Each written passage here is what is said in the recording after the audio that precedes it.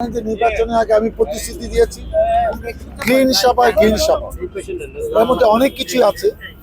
আজকে আনুষ্ঠানিকভাবে একটা কাজ আমরা শুরু করলাম, সেটা হলো যে যত বিলবোর্ড আমাদের এখানে আছে এই ঢাকা 19 আসনে, ফার্স্ট প্রায়োরিটি হলো এই ঢাকা আরিচা রাস্তা। আমরা আজকের মধ্যে এগুলো ইনশাল্লাহ এখান থেকে সরিয়ে ফেলবো, কারণ একটা গণতান্ত্রিক সরকার ভোটে নির্বাচিত হয়েছে, তারাও অনেক রকম প্রতিশ্রুতি দিয়েছে। জনগণ একটি দলকে এবং এই এলাকা আমাকে নির্বাচিত করেছে, অতএব এখানে আর বিলবোর্ড দরকার নাই। এখন আমাকে কাজ করতে হবে, জনগণ এগুলো আর দেখতে চায় না। এগুলো অতীত একটা যাওয়ার ছিল, সারা বছর ধরে বিলবোর্ড থাকবে, কেন বিলবোর্ড থাকবে, এটা দরকার নাই। অতএব সেই কাজ আমরা আজকে শুরু করলাম আনুষ্ঠানিকভাবে, এবং এখানে কোথাও থাকবে না। আপনারা দেখেন আরও ক্লিন সভায় গ্রিন সভার মধ্যে যেগুলো আছে, আমরা কিন্তু ধোঁয়ামুক্ত ফুটপাথ চাই, এবং আমি আশা করছি যে ইনশাল্লাহ খুব শীঘ্রই হয়তো ঈদের আগে দেখবেন যে আমাদের এই কাজটা কমপ্লিট হয়ে গেছে। এবং শুধু শুধু বাজার বাস স্ট্যান্ড না, এই যত আরিচা রাস্তা সংলগ্ন যত জায়গা আছে কোথাও থাকবে না। আমরা চেষ্টা করবো তাদেরকে পুনর্বাসন করার, কিন্তু আগে আমাদেরকে উচ্ছেদ করেই তারপর পুনর্বাসন করবো। কোনো কন্ডিশন দিয়ে এটা হয় না যে আগে আমি আপনাদের পুনর্বাসন করবো, তা না। জনগণ যেটা প্রত্যাশা করছে, আমি জনগণের সাথে সংহতি প্রকাশ করেই করেছি, প্রতিশ্রুতি দিয়েছি, সেটা বাস্তবায়ন করতে হবে। এবং মাদকের বিরুদ্ধে তো আমি যুদ্ধ ঘোষণা করেছি, সেটাও এই ঈদের আগে কিন্তু এটা জমজমাট ব্যবসা হবে। অতএব এই ব্যবসা যেন এখন থেকে, আজকের থেকে যেন এটা অ্যাকশন শুরু হয়। আমি দু একদিনের মধ্যে প্রশাসনের সর্বোচ্চ পর্যায়ে কথা বলে এটা প্ল্যান করে অ্যাকশন শুরু হবে। এটা চলমান প্রক্রিয়া, একদিনে হবে না, কিন্তু আমি আপনি বলতে পারি যে 10-15 দিনের মধ্যে আপনি এটা একদম দেখবেন যেটা কোথাও আপনি খুঁজে পাচ্ছেন না, এরা সব পালিয়ে গেছে।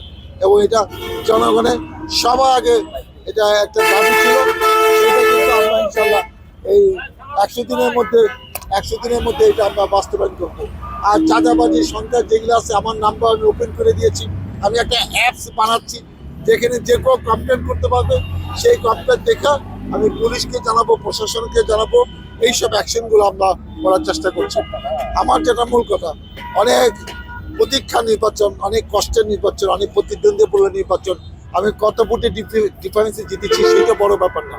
আমার লক্ষ্য হলো জনগণকে আমি যেগুলো প্রতিশ্রুতি দিয়েছি সেটা আমাকে বাস্তবায়ন করতে হবে, কারণ জনগণ আমাকে আস্থা এনেছে দেখে আমাকে বিপুল ভোটে বিজয়ী করেছে। অতএব সেটাকে আমাকে রক্ষা করতে হবে।